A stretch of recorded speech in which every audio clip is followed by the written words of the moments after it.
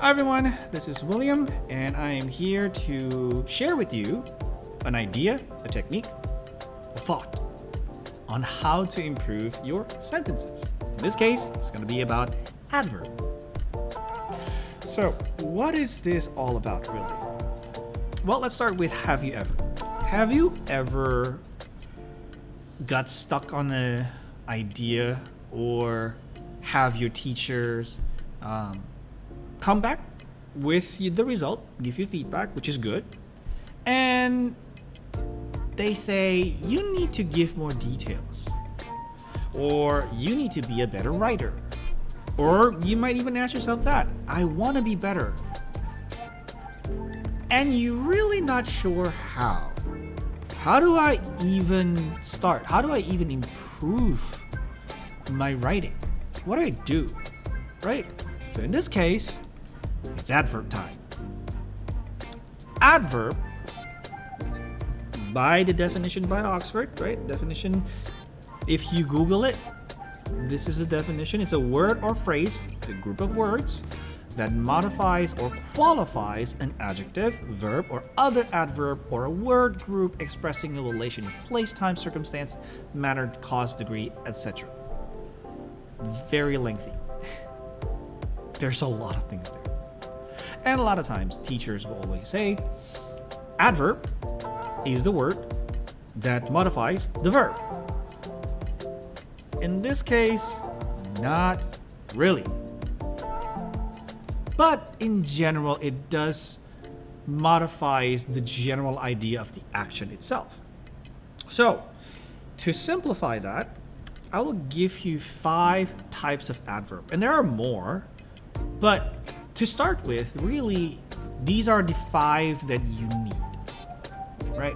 So, in a very simple way of thinking about adverb, you really just think of the types themselves, and that you kind of like have a better idea once you know what they are. The first one is about adverb of manner. This is the most common adverb, the ly adverb, so to speak, that people or teachers or websites or videos or anything, TikTok maybe even, will teach you, right? So this is the adverb that tells you how certain things are done, right? So for example, the dog lazily lounge on the bed. Lazily. How does the dog lounges or sleeps or lay down? Lazily. Right? And then place. Same thing again. The dog lazily lounges on the bed in the hotel. Place tells you where it happens, right? And then you add time. The dog lazily lounges on the bed in the hotel in the afternoon, right? Tells you the time. So even that idea alone already expanded the very simple sentence or idea that the dog lounges. That's it, right? So the next 2 is frequency, how often, and degree, how intense it is, right? So, for example, he usually, how often? He usually happily jumps up and down whenever, because it's frequency, whenever he gets a good score, right? Usually. How often? Frequency of doing the action itself. And then degree. How intense, right? He got really angry. Adjective, not a verb, right? He got really angry. Got. Verb still there though, but the intensity modifies what? The adjective, the feeling of anger, right? So he got really angry at his friends. Why? We don't know.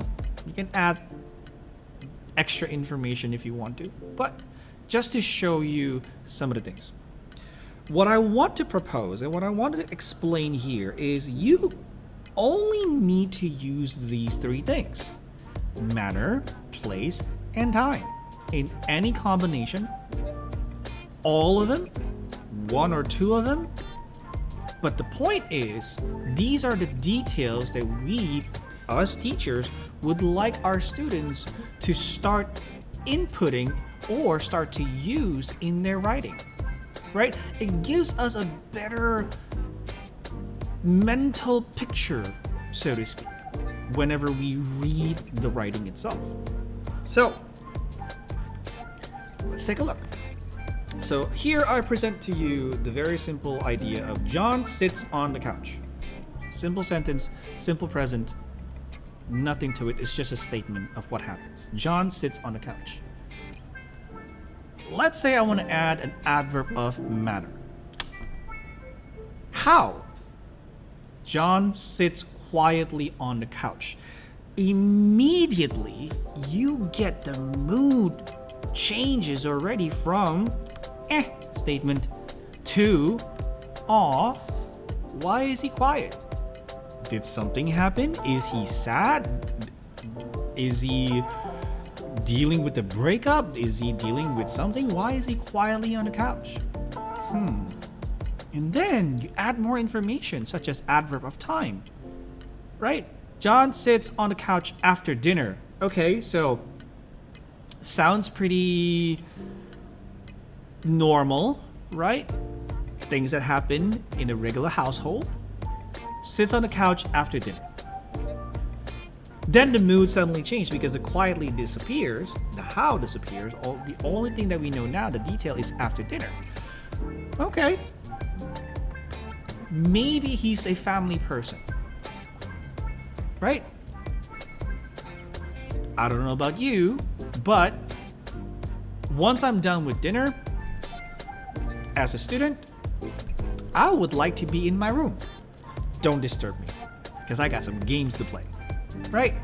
But here it says John sits on the couch after dinner. Why? Is he that type of a person or a student that he is very close with the family? Is this a family tradition? Is it a family, kind of like thing that after dinner they just hang out for a bit in the living room, right? Which then gives you the adverb of place. Where is he sitting in? We know he sits on the couch, right? Not a beanbag, not a chair, on a couch. Sounds very cozy, right? And in the living room. Okay, so is there a family meeting? Is there a family gathering? All of those extra details are important because they immediately gives any reader, right, different nuances depending on you, the writer, would like them to feel or imagine. And when we combine everything together, John sits quietly on a couch after dinner in the living room. Hold on. Why does this feel like he is lonely and he's going through something? Did something happen?